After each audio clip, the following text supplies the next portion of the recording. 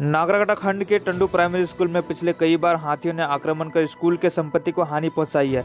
हर बार हाथी यहां आके यहां पर रखे बच्चों के मिड डे मील के चावल दाल आदि चीज़ों को खा जाती है, जिससे यहां के बच्चों का भविष्य अंधकार में होने जा रहा है।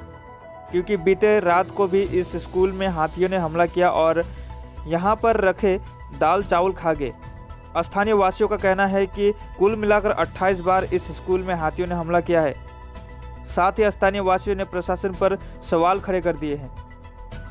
इसी बीच आज जलपाईगुड़ी जिला परिषद सदस्य गणेश उरांव घटनास्थल में पहुंचकर घटना का जायजा लिया। साथ ही उन्होंने कहा कि इस नुकसान की भरपाई हेतु डीएफओ, डिस्ट्रिक्ट मजिस्ट्रेट तथा जलपाईगुड़ी जिला परिषद के सभाधिपति से बात करेंगे, जिसके लिए आगामी कल एक बैठक होगी।